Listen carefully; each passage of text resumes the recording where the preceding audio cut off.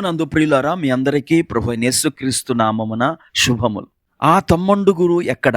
ఒక గొర్రెల మందలోనికి తోడేలు ప్రవేశించింది. ఆ తోడేలును చూచి గొర్రెలన్నీ అటు ఇటు చెదిరిపోసాగాయి. అది గ్రహించిన గొర్రెల కాపరులు తమతో ఉన్న కుక్కను ఉసుగొలిపారు. అప్పుడు ఆ కుక్క తోడేలును తరిమివేసి తిరిగి వచ్చి సంతోషముతో కాపరుల దగ్గరకు వచ్చి తోక ఆడించుకుంటూ నిలవబడింది. తాను తోడేలును తరిమివేసెను గనుక తమ యజమానులు తన్ను మెచ్చుకుంటారని ఆ కుక్క తలంచింది. అయితే ఆ కాపరులు, నువ్వెందుకు తోడేలును మందలోనికి రానిచ్చావు అని చెప్పి కుక్కను గద్దించారు. ఇది కుక్కకు ఊహించని ప్రశ్న. ఈ ఉదంతా నేను ఎందుకు చెప్తున్నానంటే, యేసు ప్రభు వారు ఒకసారి యెరూషలేమునకు ప్రయాణమైపోవచ్చు సమరయ గలిలయ మధ్యగా వెళ్తూ ఉన్నాడు. ఆయన ఒక గ్రామంలోనికి వెళ్తూ ఉండగా 10 మంది కుష్ఠరోగులు ఆయనకి ఎదురుగా వచ్చి దూరంగా నిలబడి, యేసు ప్రభువా మమ్మను కరుణించుము అని కేకలు వేశారు.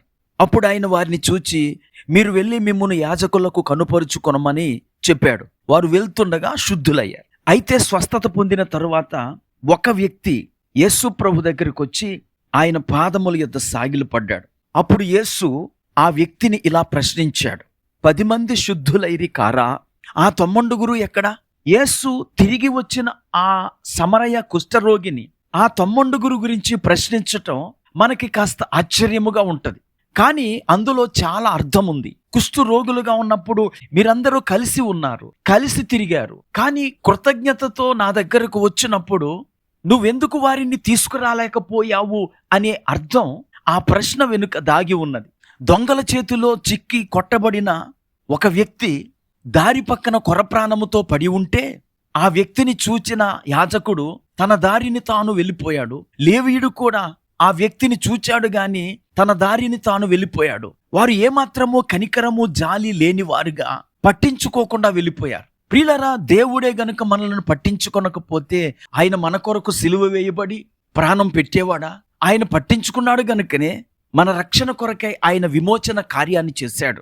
మనము కూడా నాశనమైపోతున్న ఈ లోకాన్ని, పాడైపోతున్న మన కుటుంబ సభ్యులను చూచి నాకెందుకులే అని ఆ యాజకుని వలెను లేవీని వలెను పక్కగా వెళ్ళిపోకుండా మనము వారిని పట్టించుకునే వారముగా, వారి కొరకు ప్రార్థన చేసి వారికి సువార్తని చెప్పి దేవునిలోనికి నడిపించేవారుగా మనం ఉండాలి. ఈ అంత్య దినాల్లో అనేక మంది సమాజముగా మానేవేస్తారని అపోస్తలుడైన పౌలు హెబ్రీయులకు రాసిన పత్రిక 10:24 హెచ్చరిక చేశాడు. గనుక మనము వారిని చూచి దేవునిలోనికి వారిని నడిపించుటకు ప్రయాసపడాలి.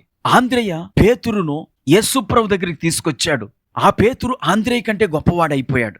మనము కూడా మన చుట్టూ ఉన్న మనుషులపై జాలి చూపి వారిని మోక్ష మార్గములో నడిపించటానికై సువార్తను చెబుదాం. లేకపోతే దేవుడు ఒకానొక రోజు ఆ 90 ఎక్కడా అని ఆ సమరయుణ్ణి ప్రశ్నించినట్లు నీ కుటుంబాన్ని గురించి, నీ బంధువులను గురించి ఆయన నిత్యత్వంలో ప్రశ్నిస్తే మనం ఏం జవాబు చెప్తాము?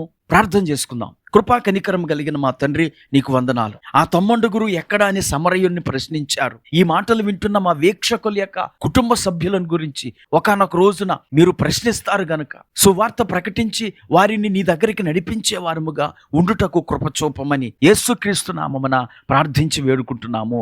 ఆమేన్.